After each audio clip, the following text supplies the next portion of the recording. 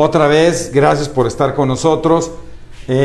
Vamos a dividir la plática entre medicamentos para el trastorno por déficit de atención, un tratamiento para la atrofia muscular espinal y luego el doctor Juan Carlos García va a hablar un poco sobre inmunomoduladores y tratamientos para anticuerpos monoclonales para todo lo que son enfermedades neuroinmunológicas y todo lo que alcancemos a hablar.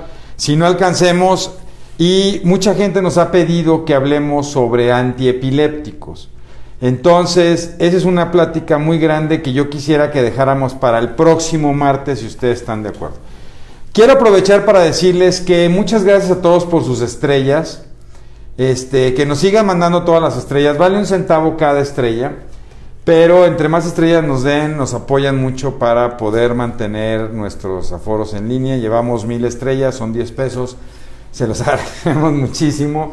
Si no lo hacen en vivo, no van a ver que aparecen, igual que sus comentarios, pero estamos tratando de contestar todos los comentarios que hemos tenido, muchísimos. Bueno, les comentaba, dentro de los medicamentos para el trastorno por déficit de atención, y quiero hablar, y voy a tener que hablar, de los medicamentos comerciales. Hemos tratado de no hablar de los tratamientos o de los medicamentos comerciales, pero creo que es muy importante hablarlo aquí para que la gente lo logre identificar, ¿no? Esta no es una plática, como les decíamos en los medicamentos, no es una plática para que ustedes puedan iniciar tratamiento, ni es para sugerir tratamiento, solamente para que ustedes puedan entender los medicamentos, ¿no? Todo intervención con un medicamento tiene que ser platicada con su médico, platíquenlo con su médico neurólogo, por favor, eso es muy importante, solamente es como para darles orientación. Hablábamos que dentro de los medicamentos para el trastorno por déficit de atención, básicamente hay dos grandes grupos, los estimulantes y los no estimulantes. Dentro de los estimulantes se llaman así porque funcionan modulando una sustancia que se llama dopamina, y los no estimulantes son medicamentos que funcionan sobre la noradrenalina, básicamente así. Y dentro de los estimulantes tenemos básicamente dos medicamentos, metilfenidato y lisdexanfetamina, ¿ok? Y dentro de los no estimulantes básicamente está la atomoxetina y está el modafinilo y básicamente con eso tenemos para el tratamiento del trastorno por déficit de atención. Muchos de ustedes van a decir, oiga doctor, es que para mí me han dado, que para el TDA me han dado carbamazepina, valproato, risperidona, aripiprazol, bueno, esos son medicamentos que no están específicamente para el tratamiento por déficit de atención, sino para las comorbilidades, y lo vamos a ir platicando. Ahora, básicamente es importante entender esto. Voy a quitar primero esto de aquí y vamos a hablar más de los estimulantes. Bueno, hablando de los no estimulantes,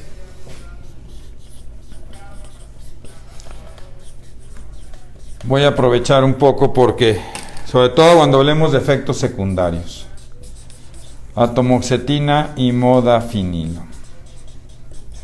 Entonces, dentro de los medicamentos estimulantes, básicamente, muchas veces mucha gente, les digo, piensa que tiene que ver el nombre comercial con la potencia o la gravedad o la severidad del medicamento, pero no, tiene que ver con el tiempo y el efecto de duración, ¿ok? Eso es muy importante. El metilfenidato tiene básicamente 3 presentaciones. Uno que se llama de acción corta. ¿Esto qué quiere decir? Que dura 4 horas el efecto, nada más. O sea, si yo lo doy a las 8 de la mañana, el efecto va a durar hasta las 12 del día. Están los de acción intermedia o larga, que se llaman, que duran 8 horas, ¿ok? Y están los de acción prolongada o larga, que duran 12 horas de acción. Entonces, básicamente sobre esto marca la diferencia. Y un poco, ahorita les voy a hacer una curva, sobre la distribución que existe. Metilfenidato tiene más o menos 80 años en el mercado mundial, o sea, hay muchísima experiencia, pero básicamente los medicamentos de acción larga se crearon a partir del año 2000. Entonces, antes del 2000 lo único que había eran medicamentos de acción corta, y a partir del 2000 ya hay medicamentos de acción más larga, ya han venido saliendo algunas variantes del metilfenidato, y la lisdexanfetamina que hay en nuestro país es un efecto de acción larga, muy larga, que dura aproximadamente 14 horas. Y la atomoxetina tiene un efecto de 24 horas, tiene un efecto más prolongado, y el modafinil puede tener un efecto de 12 a 14 horas. ¿Ok? Más o menos. Entonces, en términos generales, esta es la diferencia. Los dos en general comparten, dentro de los efectos secundarios más comunes al inicio del tratamiento, y por eso lo quise dejar, básicamente lo que comparten es efectos gastrointestinales. Los estimulantes, probablemente el efecto secundario más frecuente sea la disminución del apetito. Y eso hacía pensar, bueno, la disminución del apetito puede llevar a la pérdida de peso. Y mucha gente pensaba que esto provocaba detención del crecimiento. Pero hoy lo que se ha visto con los estudios a largo plazo es que el uso crónico, y estamos hablando de crónico de más de 2 años, puede desfasar un poco el pico de crecimiento, pero no detiene ni impacta sobre la talla final. Eso es muy importante, que eso es uno de los grandes miedos que se tiene con el uso de metilfenidato o de lisdexanfetamina. No afecta, sí pueden bajar de peso. La baja de peso en los estimulantes básicamente es por una acción central donde pasan dos cosas: o se les quita el apetito o se llenan muy rápido, llegan con hambre, empiezan a comer y dejan y se sienten saciados rápidamente. Con los no estimulantes, específicamente con la atomoxetina, la baja de peso es por irritación gástrica, que es el efecto secundario más frecuente. Da dolor de estómago, dolor de panza, sensación de plenitud. Y eso a veces es interesante porque muchos niños los han llevado pensando que tienen gastritis o que tienen colitis o que tienen apendicitis, y en realidad el problema es el efecto de la atomoxetina. No, voy a decir rápidamente, no. La acción corta, los de acción corta durante mucho tiempo, Ritalin, que es el nombre del medicamento original. El medicamento genérico se llama Tradea. Los de acción larga, Ritalin LA o Tradea LP. Los de acción prolongada, Concerta. Y la lisdexanfetamina, Vivance. Y dentro de la atomoxetina, Estratera o Macenus, o ya hay otras propuestas. Y modafinilo se llama Modiodal y también tiene otros genéricos. Lo interesante es que, bueno, el modafinilo básicamente se estaba utilizando para TDA, pero también es más bien un estimulante de la alerta y se utiliza para adolescentes, básicamente para cuando tienen mucho sueño y poderlos despertar, aunque los efectos sobre la atención no son tan importantes como el resto de los medicamentos. Otro efecto secundario que se puede ver al inicio del tratamiento normalmente son dolores de cabeza. Entonces es algo que también se puede ver de manera más o menos frecuente, el dolor de cabeza. Estos efectos son transitorios y dependen mucho de la dosis. En general, las dosis que se van dando son pequeñas y se van ajustando de manera paulatina. Y quiero hacer una pequeña curva para que entiendan ustedes más o menos cómo se va dando. Si yo usara metilfenidato de acción corta, el efecto va a durar 4 horas. El efecto se da a los 10 minutos, hace un pico y cae para durar 4 horas. Claro que esto me ayuda para pacientes, por ejemplo, preescolares que van al kinder y no ocupan más, pero si yo ocupo toda la tarde, pues tendría que dar 2 o 3 dosis. Entonces, es interesante porque antes del año 2000 lo que hacíamos era dar 3 dosis cada 4 horas para tratar de mantener el tratamiento a lo largo del día. El problema es que a veces estos picos pueden favorecer o producir efectos de irritabilidad o algo que era que tenerlos muy tranquilos. Mucha gente le da miedo utilizarlo porque piensan que los tenemos robotizados o somnolientos y en realidad no sucede eso. Dos, es que el efecto de tenerlos, o sea, cuando los papás están acostumbrados a tener a su hijo con TDA todo el tiempo moviéndose y de repente deja de moverse, se asustan mucho, que es un efecto que se ve más aquí. A partir del año 2000 se agrega a un dispositivo que funcionaba como un anticonceptivo en Argentina y en Estados Unidos, ¿no? El doctor Jimmy Swanson hace un estudio y entonces desarrollan una molécula que se llama, meten esto al sistema Oros y se convierte en medicamento que se conoce como Concerta. Entonces es un medicamento que va a tener un efecto de 12 horas de duración. ¿Ok? Y este medicamento es el sistema Oros y tiene 12 horas de duración. ¿Qué ventaja tiene? Que se mantiene más a lo largo del día, tiene menos variabilidad y menos picos, pero arranca más tardíamente y dura más tiempo. Esto puede producir a veces dificultades para conciliar el sueño. Como empezó a producir dificultades para conciliar el sueño, el mismo doctor Jimmy Swanson en el 2002 hace una molécula que se llama el sistema SODAS y que eso genera el Ritalin LA, que es el efecto de liberar una dosis, 2 dosis y durar 8 horas. Entonces esos son los de acción intermedia. Entonces más o menos este efecto dura hacia las 3, 4 de la tarde, el otro hacia las 7 de la noche.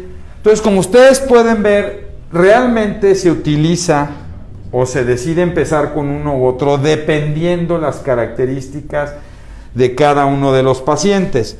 Y después salió el medicamento que se llama Vyvanse o lisdexanfetamina, que es un medicamento que tiene un efecto también más corto y que dura 14 horas. ¿Ok? Entonces, esto es para entender que no es tanto la potencia del medicamento, sino los efectos y la duración que yo quiero a lo largo del día. Y a veces si empiezo con un tratamiento y no le funciona, no le cae, entonces yo puedo cambiar por otro medicamento. Algo que es muy importante en los tratamientos para el trastorno por déficit de atención es saber que los estudios a largo plazo han determinado que no genera adicción farmacológica. Como no se metabolizan en hígado, riñón o hígado, no afectan hígado, riñón, médula ósea, no afectan hormonas tiroideas, hormonas sexuales. Entonces no van a generar que el cerebro se haga más pequeño ni nada por el estilo. ¿Ok? Entonces básicamente eso es un poco para que logren entender cómo se van tomando las decisiones. En general empezamos con dosis pequeñas y nos vamos ajustando a lo largo del tiempo. Ahora, mucha gente dice, bueno, yo estoy tomando medicamentos o estimulantes o no estimulantes. Habrá que recordar que estos medicamentos básicamente lo que ayudan a mejorar es la atención, la hiperactividad y la impulsividad. Pero a veces resulta que mi hijo puede tener otras alteraciones, otras situaciones, otras dificultades, y es cuando se puede agregar al tratamiento medicamentos, como decíamos, los antipsicóticos o neurolépticos que ya hablamos la semana pasada, como la risperidona, que puede ayudar mucho al control de la impulsividad o de los problemas de conducta, o aripiprazol, o de repente puedo agregar medicamentos para dormir como melatonina, que vale la pena que hablar ahorita Juan Carlos un poco de los tratamientos porque eres el experto en sueño. Bueno, ya te dijeron experto en todo, ¿verdad? Luego ya le van a echar bronca. O medicamentos antiepilépticos, como es la carbamazepina, el valprato, la lamotrigina, levetiracetam y bueno, una cantidad de medicamentos que dan ahí muy importantes.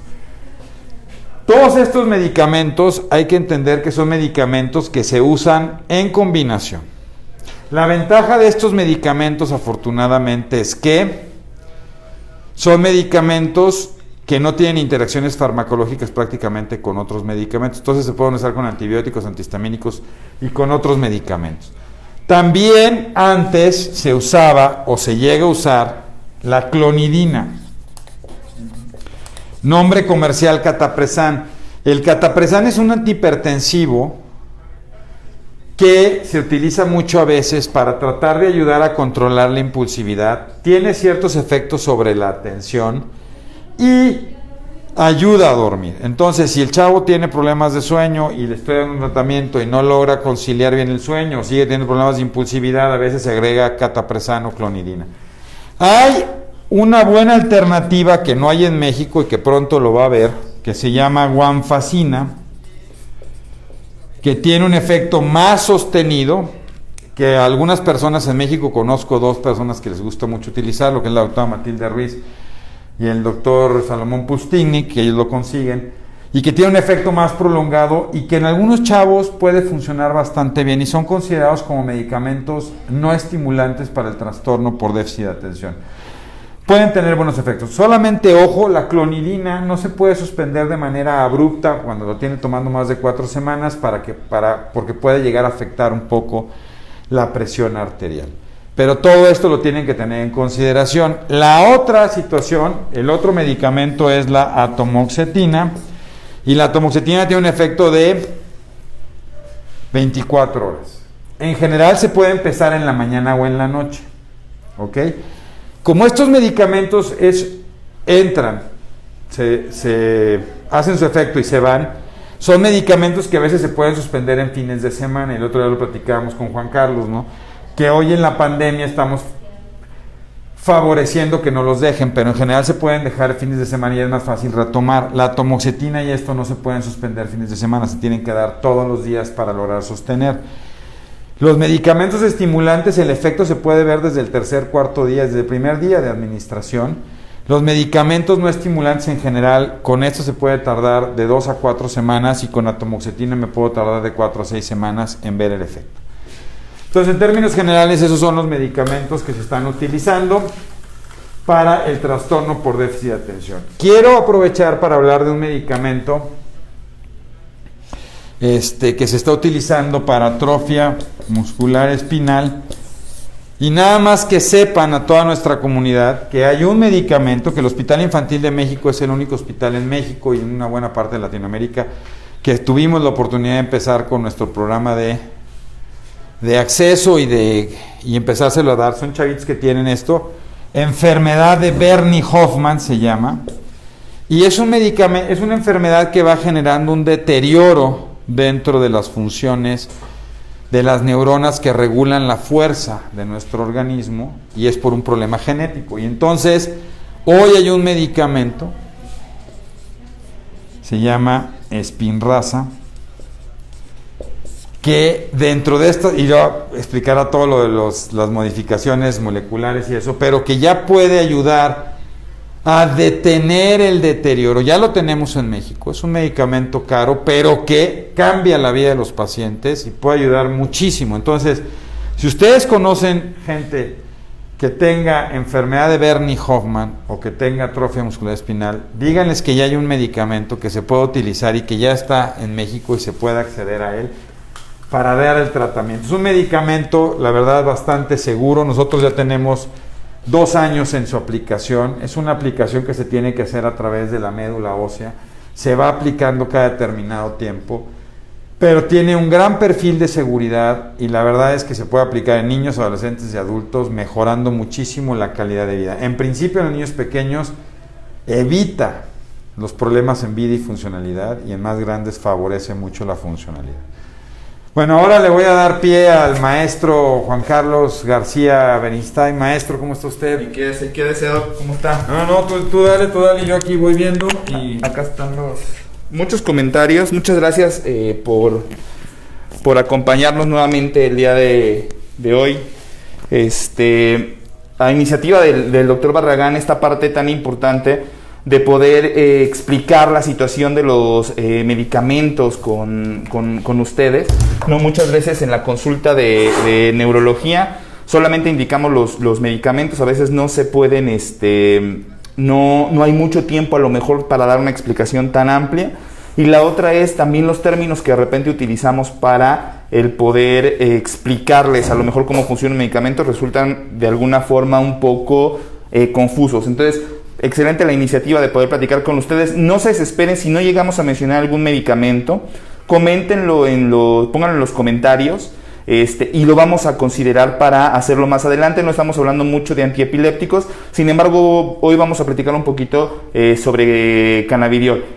Comentar el doctor Barragán respecto al tratamiento para atrofia muscular espinal. La atrofia muscular espinal es una enfermedad genéticamente condicionada. Eso tiene que ver con ahí se ve, ¿ah? Entonces es una alteración genética. Se llama atrofia muscular espinal, ¿sí? Y el problema lo vamos a tener en el cromosoma 5, ¿sí?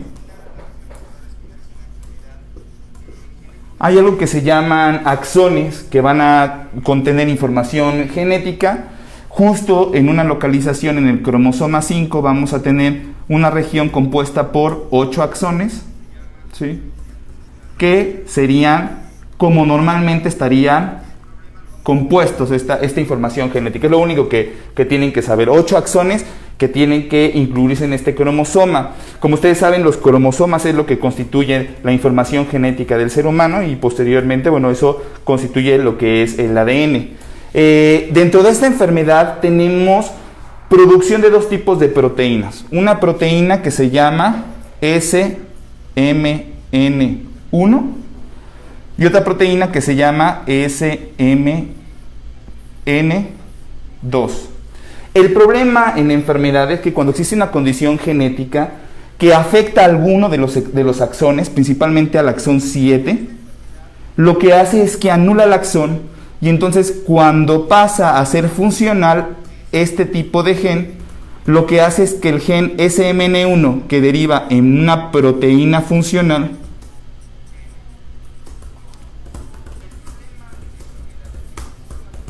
para los músculos. En este caso, como tenemos una alteración en este exón número 7, este gen SMN1 no va a funcionar de forma adecuada y lo que nos va a dar como consecuencia es que esta proteína que antes era funcional, ahora no funciona y por lo tanto se va a reflejar en un mal funcionamiento muscular. ¿Eso qué es lo que ocasiona? Debilidad en los niños. Puede ser en diversos momentos de la vida, desde recién nacidos hasta lactantes, hablamos de 5 o 6 meses de edad, o posteriormente un poquito más grandes. Sin embargo, esto es muy desesperante cuando lo vemos en niños pequeños que no logran moverse, solamente pueden mover sus ojitos, pero el niño no puede tener ningún tipo de movilidad. Eso es secundario a este problema genético que le está condicionando que sus músculos no sirvan. De ahí el nombre de atrofia muscular, porque el músculo precisamente va perdiendo funcionalidad y se va atrofiando. Eso es lo que significa esta palabra de atrofia, deja de funcionar. Entonces, este medicamento que comentaba el doctor, ¿no?, que se llama nusinersen, lo que hace es aprovechar el único gen que nos queda de todo esto que hemos visto, que se llama SMN2. Este gen SMN2 naturalmente logra tener una producción de una proteína que, si bien no es tan funcional como la que teníamos con el gen original, que era el gen SMN1, el gen SMN2 nos da una proteína que digamos que es semifuncional. Entonces, el medicamento lo que va a hacer es actuar al nivel de SMN2 para que esta proteína semifuncional termine por ser una proteína de mejor calidad, ¿sí? Entonces, esta proteína de mejor calidad es la que van a aprovechar los músculos para lograr mejorar el funcionamiento. Y esto ha sido un cambio drástico en lo que hemos visto en los niños. Como decía el doctor Barragán, lo que se hace en cuanto a la aplicación es a través de una punción lumbar, porque el tipo de medicamento no alcanzaría a entrar al sistema nervioso si lo administramos vía oral o por las venas. Entonces lo que tenemos que hacer es una punción lumbar. Se administra el medicamento, llega directamente además a las raíces nerviosas, empieza a hacer esta modificación que al final de cuentas es una modificación genética y logra aprovechar el gen SMN2, que es el que queda funcionante, para derivar a una proteína que al final de cuentas le sirva al músculo. Eso es un poquito lo que estamos haciendo. Comentaba el doctor Barragán, hemos tenido la oportunidad de ser el primer centro hospitalario en aplicar ese tipo de técnicas.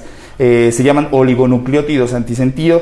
Es una tecnología muy nueva y que en el mundo se empieza todavía a seguir conociendo y trabajando en estudios de seguimiento en los pacientes que lo van recibiendo, y en México fuimos los primeros. Ahora, vamos a platicar de un poquito de un tema que yo sé que les interesa bastante por los comentarios, que es la parte del cannabis, de cannabidiol. Vamos a lo mejor nos queda por ahí algo pendiente por el tiempo. Quieren moduladores, ok. Entonces, mire, hay algunas, vamos a cambiar entonces un poquito el tema.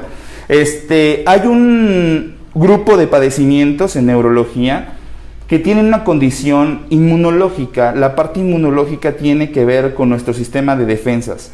De pronto resulta que al niño le da una gripa, una infección estomacal o cualquier situación leve, que en un par de semanas, 2 o 3 semanas, termina derivando en un problema neurológico. Eso lo vemos de manera frecuente en el hospital, y de repente los papás es difícil de creer que solamente una gripa o un problema de estómago hubiera derivado en situaciones tan drásticas en los niños. Estas situaciones podrían condicionar diferentes enfermedades que pudieran afectar desde los nervios periféricos.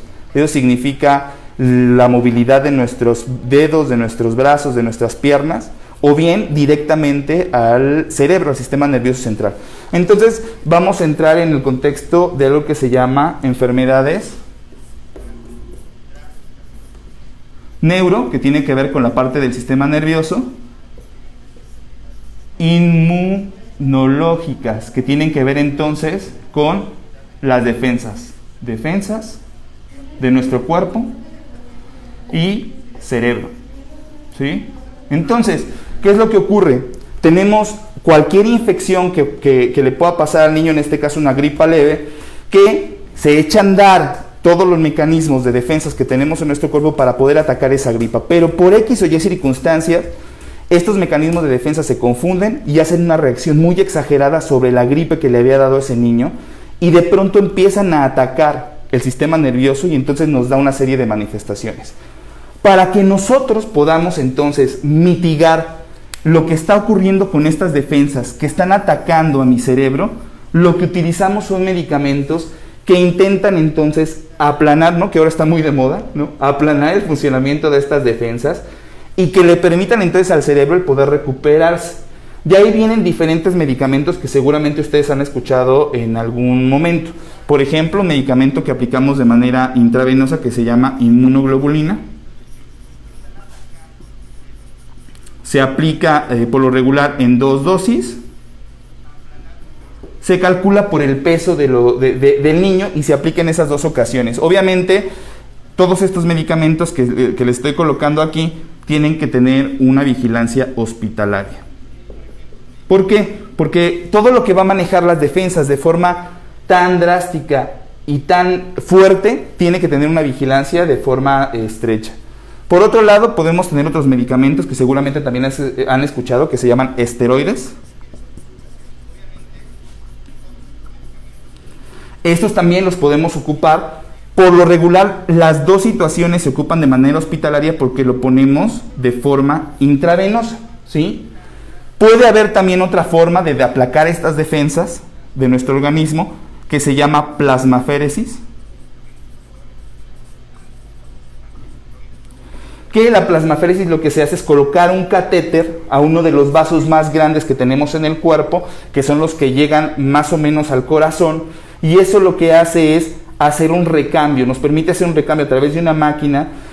Vamos a hablar en términos muy generales, es como sacar, ¿no?, la mayor cantidad de sangre posible, pasarla por un proceso de filtrado y volverla a meter al organismo, intentando disminuir la mayor cantidad de defensas que se encuentran confundidas en ese momento por cualquier enfermedad, con el fin de permitirle al cerebro empezar a recuperarse. Es más o menos lo que hace la plasmaféresis. En este caso pueden ser varias sesiones, pero pueden ir desde 3, 5 sesiones, en ocasiones hasta 7 sesiones, depende de cada uno de los casos. Entonces, si se dan cuenta, tenemos Estas 3 primeras líneas, ¿no?, de tratamiento, que es lo que más frecuentemente utilizamos en diversos padecimientos. ¿Qué padecimientos? Pues puede ser desde encefalitis, algo que se llama encefalitis autoinmune, aquí lo vamos a poner como encefalitis. Puede ser otros padecimientos que en pediatría es muy frecuente, que se llama encefalomielitis diseminada aguda, ¿no?, que es EMDA. Puede ser en otros padecimientos, principalmente cuando hablamos de esteroides, que se llama esclerosis múltiple. Esclerosis múltiple. Lo podemos ocupar en otros padecimientos, por ejemplo, cuando los niños pierden la visión de manera abrupta, que se llama neuritis óptica. O neuromielitis óptica. En otros padecimientos donde también tiene que ver con debilidad, pero no tiene que ver con la situación que comentábamos anteriormente, sino tiene que ver con una deficiencia en algunos neurotransmisores. Eso se llama miastenia gravis.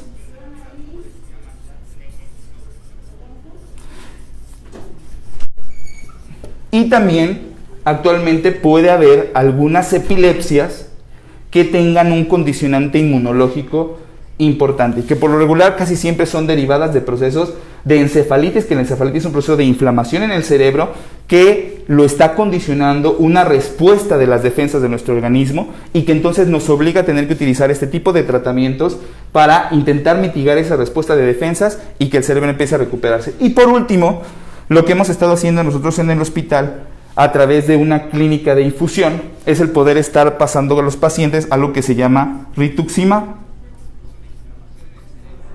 Rituximab es algo que se llama anticuerpo monoclonal,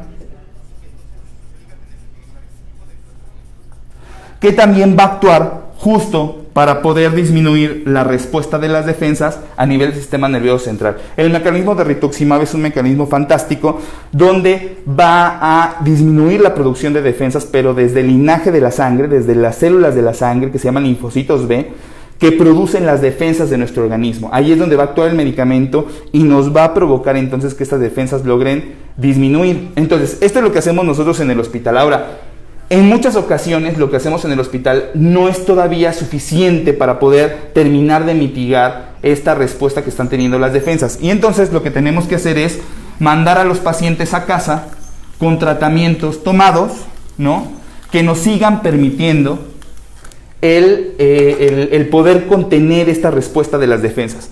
Varios de los medicamentos que mandamos, por ejemplo, uno de los más utilizados se llama micofenolato. El micofenolato igual nos va a ayudar a bajar un poco las defensas de nuestro cuerpo con el fin de que no estén actuando de esta manera agresiva en el sistema nervioso central. Lo damos por lo regular dividido 2 veces por día. 2 veces por día. ¿Sí? Esto es importante, algunos efectos adversos, esto es en tabletas, algunos efectos adversos de micofenolato tienen que ver con dolor de estómago, ¿no? Hay que cuidar mucho el estómago. Puede haber caída de cabello. Y nosotros lo que vamos a ir vigilando también es la función hepática para este tipo de medicamentos. Hepática y algunas otras cosas que hacemos a través de estudios de sangre que se llaman biometría hemática. ¿Sí? Después del micofenolato sigue habiendo los esteroides tomados, se llama prednisona, que seguramente lo han escuchado en algún momento. Prednisona o algunos derivados de la prednisona que se pueden utilizar perfectamente bien con el fin de suprimir. Ustedes saben que la prednisona, uno de los efectos importantes es incremento de peso, ¿no? Los pacientes comen demasiado, incrementa el apetito. Puede haber cambios cambio en el estado de ánimo.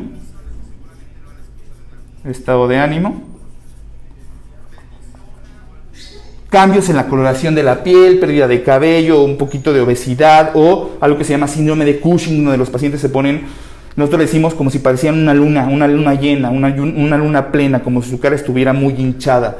Entonces es bien importante el poder tener un seguimiento en cuanto a las dosis y en cuanto a cualquier efecto adverso que pudiéramos tener relacionado con los esteroides. Entonces, sí, como ustedes saben, los esteroides se tienen que dar de manera muy formal y tener un seguimiento bastante estrecho con este tipo de medicamentos.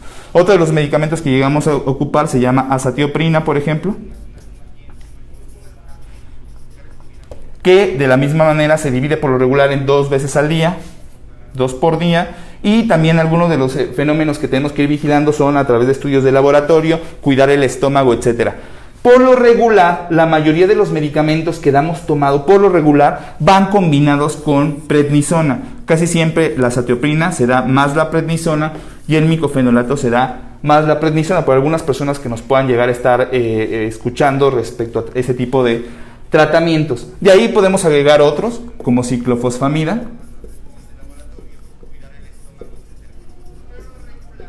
y creo que con esos tendríamos como suficientes para poder explicar esta parte donde, les repito, el mayor objetivo es poder disminuir el sistema de defensas de nuestro cuerpo.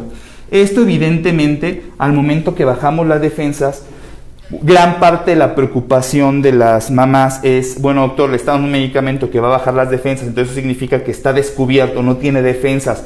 Puede llegar cualquier virus, agredirlo, darle mucho más fuerte o ser más predisponente a infecciones. Eso depende mucho del tratamiento que estemos utilizando. Por lo regular se van monitorizando diferentes situaciones a nivel de la sangre para poder conocer cómo se encuentra entonces el sistema de defensas del niño, pero depende mucho del tipo de medicamento que utilicemos para darle respuesta a esto.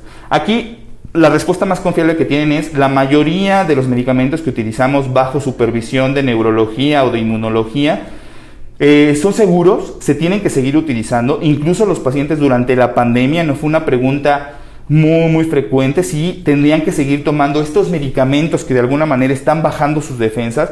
La respuesta es sí, tienen que seguir con su medicamento porque eso nos podría descubrir la situación de su enfermedad neurológica de base. Por lo tanto, no tienen por qué suspender los medicamentos a menos que el médico les dé alguna indicación. Entonces, se tienen que mantener. Si pudiera incrementar discretamente el riesgo de alguna infección, es cierto, sí podría pasar. Sin embargo, la verdad es que en medicina nosotros manejamos lo que se llama riesgo-beneficio. Entonces, la verdad es que el beneficio del medicamento es mucho más que el riesgo que corremos de cualquier infección. Pero por lo regular, con medidas de higiene general y con cuidados generales, no tenemos ningún problema con el uso de estos medicamentos. Entonces, es vigilar a largo plazo, que es lo que estamos esperando con cada uno de los tratamientos. ¿Qué más, Doc? ¿Cómo vamos en tiempo ya, no? Vamos en tiempo, 10:43. 10:43, perfecto. Oye, bueno, pues mucha gente quiere que hables de cannabidiol. Siempre sí. Miren, es tema controvertido. Actualmente la verdad es que ya hemos tenido la experiencia de manejar un buen número de pacientes, ¿no? con cannabidiol. Lo hemos comentado en otras charlas, búsquelas en YouTube. Hemos tenido temas de cannabidiol y el tratamiento sobre epilepsia. Tenemos, más o menos ya más de 3 años con cannabidiol, 5 años con cannabidiol, desde las primeras importaciones y las primeras experiencias. Entonces, hay cosas que tienen que saber de manera muy interesante. Por ejemplo, me interesa mucho la parte donde decían del sueño. Hoy sabemos que, el cannabidiol no tiene tanta participación en el sueño como pensábamos antes. Entonces, la verdad es que de repente se recomendaba, ¿no? O algunas personas, adultas mayores, de repente se avientan sus gotitas de cannabidiol o lo mastican, de cannabis, etcétera, para poder dormir. Hoy sabemos que el cannabidiol en sí, hablo del cannabidiol, ahorita vamos a explicar esta parte, el cannabidiol en sí podría incluso no favorecer tanto el sueño y fragmentar el sueño a lo largo de la noche, se llama disminuir las latencias del sueño. Por lo tanto, la indicación de cannabidiol tiene que ser muy precisa con el horario para saber la última toma de la noche y poder favorecer que el niño esté durmiendo bien. Ojo con eso, que es alguno de los mitos que antes se tenía, que el cannabidiol iba a ayudar a que el niño durmiera mejor. Es respondiendo a una pregunta rápida. Pero bueno, partamos de algo muy sencillo. Obviamente de lo que ustedes saben, que es la planta del cannabis. Hay diferentes tipos de planta de cannabis. Hablemos de las dos principales. Una que se va a derivar en el cannabis sativa y otro que va a derivar en cannabis indica, que esa es la subclasificación. ¿Cuál es la diferencia? Y seguramente ustedes lo han escuchado. Obviamente a nosotros nos va a interesar más un tipo de planta que otro. Evidentemente también en el cannabis vamos a tener plantas que son machos, plantas que son hembras y plantas que pueden tener, una mezcla de diferentes componentes. Pero en este caso hablemos de estas dos. ¿Cuál es la diferencia entre sativa y la índica? La gran diferencia es que la sativa va a tener grandes concentraciones de un compuesto que se llama cannabidiol, que lo van a encontrar con las siglas, y ustedes lo van a escuchar, CBD, ¿sí? Y menor concentración de algo que se llama tetraidrocannabidol. Eso es lo que le da el efecto psicotrópico a la planta de la marihuana. Entonces vamos a tener menor THC y gran cantidad de fibra, ¿sí? Eso es con la cannabis sativa. Por otro lado, entonces, tenemos a la cannabis índica. La cannabis índica, entonces, la diferencia es que va a tener un mayor contenido de THC, entonces va a tener un efecto psicotrópico mucho mayor, es decir, es lo que le da el efecto recreativo a la planta. Entonces vamos a poner aquí recreativo, ¿sí? Menor cantidad de menor cantidad de CBD, ahí está, y menor cantidad de fibra, ¿sí? Entonces, de estas dos, lo que nosotros buscamos es el efecto de esta, que es cannabis sativa. Entonces, cannabis sativa tiene los dos componentes, tiene tanto CBD como THC. Sin embargo, el THC está en mucho menor cantidad que el CBD, y de ahí puede haber muchísimos tipos de plantas de marihuana que pueden ser derivados entonces de sativa o de índica, y que por el nombre tú puedes establecer, como se hace en otros países, más o menos la cantidad en porcentaje que tiene de THC o que tiene de CBD. Pero quiero ser claro en esta parte, entonces lo que hacemos es utilizar sativa. Entonces, las fórmulas que utilizamos y que recomendamos normalmente, lo que hacen es eliminar el THC a través de diferentes mecanismos de laboratorio y de procesamiento, donde lo único que queda libre entonces es el CBD, ¿sí? Recuerden que el CBD no tiene el efecto recreativo psicotrópico de la planta de la marihuana, por eso lo utilizamos en pacientes con epilepsia y lo podemos llegar a dar a muy buenas dosis para intentar tener el mejor efecto posible. Entonces, este CBD, como ustedes saben, es el que más se ha estudiado para los procesos de epilepsia, ¿no? Y pudiera haber algunos compuestos donde puede venir el cannabidiol con un pequeñísimo porcentaje, y lo voy a poner así en miniatura, de THC. Eso también puede pasar y depende mucho. Eso en Estados Unidos, por ejemplo. Ahora, todo esto va indicado o tiene una indicación para epilepsia. En el caso de los niños, sí, hay una indicación aprobada por FDA para un medicamento que se llama Epidiolex, ¿sí? Y que va a abarcar dos diagnósticos importantes para nosotros. Uno, que se llama síndrome de Dravet. En epilepsia, es un tipo de epilepsia que se caracteriza por crisis con fiebre. No son las crisis febriles benignas que normalmente vemos en niños chiquitos, sino que estas crisis por fiebre los llevan normalmente a algo que se llama estado epiléptico. Son crisis muy severas y que siempre condicionadas con alzas térmicas no muy altas, con fiebre de bajo grado. Síndrome de Dravet. Entonces tenemos la indicación del CBD para síndrome de Dravet, en este caso de Epidiolex para síndrome de Dravet y de Epidiolex para síndrome de Lennox-Gastaut. Esto es muy importante porque entonces gran parte de nuestros pacientes tienen diagnóstico de síndrome de Lennox-Gastaut. Y puede ser que de repente ya hayan intentado el manejo con cannabidiol y no hayan tenido buenos resultados, o que estén por intentarlo. Sin embargo, solamente está indicado para esos dos tipos de crisis. Se ha llegado a utilizar en otros tipos de crisis, sí, en el Congreso Americano de Epilepsia.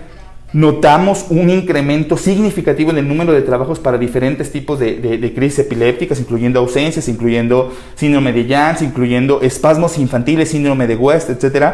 Muchos trabajos que se han realizado para poder probar el funcionamiento del cannabidiol, ¿sí? Regresamos a esto, cannabidiol, ya no estamos hablando de cannabis, estamos hablando de un derivado, entonces, que se llama cannabidiol. Eso es muy importante, ¿no? Porque de repente las mamás es que toma cannabis, toma marihuana. Bueno, ojo con esos términos, por favor, porque lo que está tomando es un derivado canábico, ¿cierto?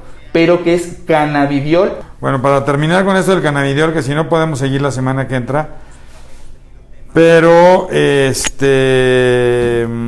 Sí, ahí como preguntan, no es lo mismo, Entonces, explique por favor que no es marihuana, lo mismo que cannabidiol, no va a ir a comprar con un dealer, nos dice la señora Verónica Ramírez, exactamente. Ahí estamos ya, Catarina, ok, Entonces, nomás espérame, rápido porque faltan 10 minutos, entonces... No, vamos, aunque es un derivado, no está tomando solamente marihuana el niño, eso quería ser claro. ¿Y por qué? ¿Qué es lo que ocurre? Nada más rápido, ¿por qué tiene que ser sátiva? ¿Por qué utilizamos sátiva? Precisamente por la concentración tan alta de CBD y tan baja de THC. ¿Por qué? Porque cuando hay un efecto muy grande de THC en este caso, como lo haría con Indica, que busca el efecto recreativo, vamos, el antídoto para el efecto que está teniendo el THC es el CBD. Entonces, aunque no lo crean, la planta de la marihuana produce su propio antídoto para los efectos psicotrópicos. Los invito a que vean en Netflix una situación interesante. Es algo muy, muy chistoso y que lo pueden checar, que es un reality sobre chefs que se dedican a cocinar con cannabis, ¿no? Y me gusta mucho porque explican perfectamente bien la interacción entre THC, ¿no?, y CBD, donde dicen que al inicio de la comida, por ejemplo en la entrada o en el plato fuerte, intentan proporcionar gran cantidad de THC o la mayor cantidad de THC. ¿Dónde? Ahí lo pueden ver, ahí se llama Cocinando con Cannabis. Sí, claro, Estados Unidos. Pero van a ver cómo los primeros platillos va a tener gran cantidad de THC, obviamente medido en gramos, ¿no? Aquí ya se borró, en gramos. Y al final, para el postre, por ejemplo, o para algún café, agregan gran cantidad de CBD con el fin de que se corte el efecto, ¿no?, que tenían recreativo al momento de estar comiendo. Es muy interesante, pero me gusta mucho esta analogía porque es más o menos lo que se busca evitar con este tipo de preparaciones. Eso es muy importante porque ustedes saben que hay una buena cantidad de pacientes tomando algunos aceites que el problema aquí es que no determinamos si está realizado con sativa, si está realizado con Indica, qué cantidad tiene de CBD, qué cantidad tiene de THC, y entonces eso lo que nos ocasiona es... ¿y cuántos miligramos tienen por mililitro? Así porque es. Un problema grande es que sí hay dosis específicas para epilepsia, y entonces si no sé cuántos miligramos por mililitro tiene, es difícil saber qué dosis requiere. Y a veces estamos utilizando dosis respuesta, pero en realidad lo mejor sería utilizar dosis miligramos. Nomás quería hablar rapidísimo. ¿Ya estamos otra vez? Sí, estamos. Sí. Perfecto. Rapidísimo y nada más para ya no quitarles mucho de su tiempo y seguiremos hablando de antiepilépticos. Ojo, por ahí de repente dicen que solo hay un CBD que funcione, los demás no es cierto. Creo que aquí explicó perfectamente bien. Juan Carlos, ¿no? Que lo importante es medir esto. Hay diferentes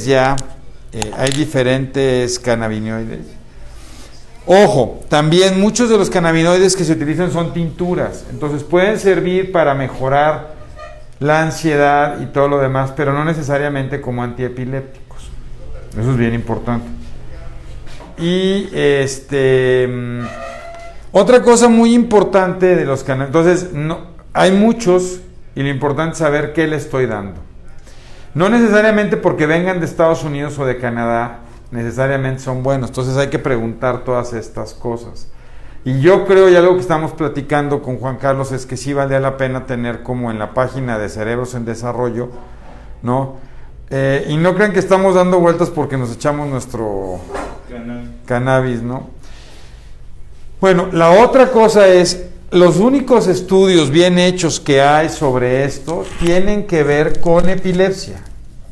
No hay estudios ni para el trastorno por déficit de atención, ni para autismo, ni para otras cosas. Se están estudiando en Parkinson, o hay estudios en Parkinson. Sí, en ansiedad. En ansiedad, hay estudios en migraña, pero todavía no existe la suficiente información, por lo tanto sigue siendo un tratamiento aún experimental. ¿Estás de acuerdo? Sí. Y que eso quiere decir que sí se puede hablar con su médico, quiere decir que se puede discutir con su médico, pero en general sigue siendo experimental y hay que ir viendo cómo funciona. ¿Qué más para terminar, Master? Perfecto, entonces esto es importante, hay dosis en miligramos que nosotros tenemos que calcular para los pacientes con epilepsia en este caso, que recuerden que es lo principal que estamos manejando con cannabidiol. Hay dosis exactas que se tienen que manejar por miligramos de kilo y que nosotros, miligramos por kilo de peso, ojo con eso, miligramos por kilogramo. Estaría muy mal que ustedes tomaran una decisión de iniciar algún tipo de concentrado de estos sin tener ni idea de lo que se está manejando en los niños, qué tipo de planta se le está dando, qué contenidos tienen, etcétera, y sobre todo si no tienen ni idea de la cantidad de miligramos por cada kilo de peso que le estamos administrando de cannabidiol, porque puede ir, por ejemplo, le voy a poner un ejemplo, puede ir desde 3, ¿no? Por ejemplo, pero puede llegar hasta 40, por ejemplo, es muchísimo el rango. Entonces, puede ser que de repente digan, es que no le funcionó, pues sí, puede ser que haya estado muy calculado, muy bajito, o lo contrario, tuvo efectos adversos, o ocurrió alguna otra cosa, o también, el fue muy alto. Importante es porque sí tiene, el cannabis sí tiene interacción farmacológica con algunos antiepilépticos.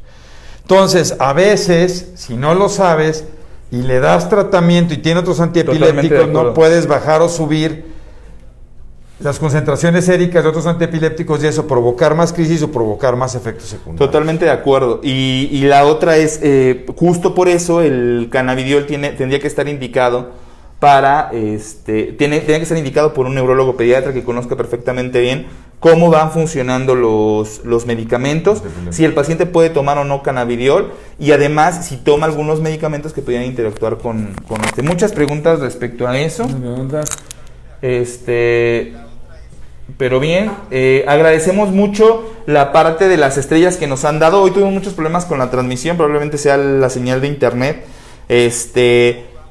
Agradecemos muchísimo su participación con las estrellas. Las estrellas son una manera de poderle dar valor a nuestro canal. Es la manera en como Facebook también nos va posicionando con respecto a otros canales similares. Recuerden que de todas formas nuestro perfil es como una organización sin fines de lucro, entonces por eso es que Facebook nos permite el poder manejar ese tipo de estrategias, pero el único objetivo es poder posicionarnos como un canal de información adecuado y de calidad y poder continuar creando contenido para todos ustedes. Ese es el objetivo de las estrellas. Vamos a hacer un recuadro agradeciendo a todas las personas que nos han mandado estas estrellas. No importa las que sean, para nosotros todas son increíbles, son fantásticas. Cada estrella significa para el canal 1 centavo. Entonces llevamos hasta el momento aproximadamente 2,000 estrellas, o sea que andamos ahí rondando felizmente los 20 pesos. Lo cual no nos interesa en el aspecto simbólico o en el aspecto monetario, nos interesa en el aspecto de el valor que tiene nuestro canal, que sabemos que va más allá de cualquier situación monetaria.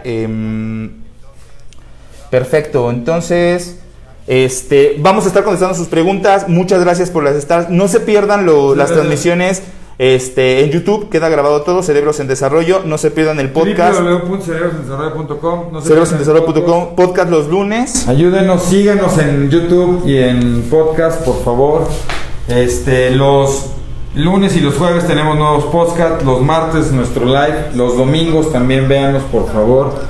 El domingo, vean la plática del domingo, hablamos de un tema súper interesante sobre los apoyos de psicología pediátrica y lo que se tiene que hacer en los chavitos que están sobre todo en el duelo. Hicimos un trabajo muy interesante con la gente de psicología, con el grupo mexicano de psicología pediátrica y la asociación de médicos, ¿no? Y vamos a estar sacando este libro para ver el duelo, ¿no? El duelo que tiene que ver con la pérdida de un familiar. Y está interesantísimo y padrísimo. Por favor, véanla por Amgym CDMX en el canal de YouTube. Ahí está lista para que ustedes la puedan ver. Y en la página de Facebook, para que la vean. Bastante interesante la conversación que tuvimos el domingo. ¿Cómo se mandan? Gaby, ahí abajo, en donde dice escribe un comentario, viene donde puedes mandar una carita feliz, donde puedes mandar un gift, etcétera. Viene la estrellita ahí, luego le das clic y ahí puedes mandarnos las estrellas. Vamos a estar agradeciendo próximamente, les comento en un cuadro que estamos realizando muy, muy bonito, la parte de las estrellas. Doc. Perdón, la última es, por favor, Estamos necesitando, bueno, voy a meter un comercial, necesitamos a través de la Asociación de Médicos del Hospital Infantil de México, Federico Gómez, cubrebocas de triple capa, doble capa y guantes desechables. Ahorita es lo que más falta nos está haciendo. Entonces, si alguien puede donar 100, 200 cubrebocas o guantes, se los agradeceríamos muchísimo. Mándelos aquí al hospital, por favor. Perfecto, nos vemos en la tarde, nos escuchamos más bien en la tarde por el radio, en el 1470 AM por Radio Fórmula, para seguir hablando de epilepsia, porque nos quedamos muy picados con el tema. Nos vemos de 3 a 4 de la tarde hablando de mamá a mamá, se llama el programa, ahí vamos a estar platicando de epilepsia. Sí, escúchenos, 1470 AM, Radio Fórmula, ahí los espero para seguir platicando un poquito de todos esos temas de epilepsia refractaria. Gracias por la sintonía de hoy.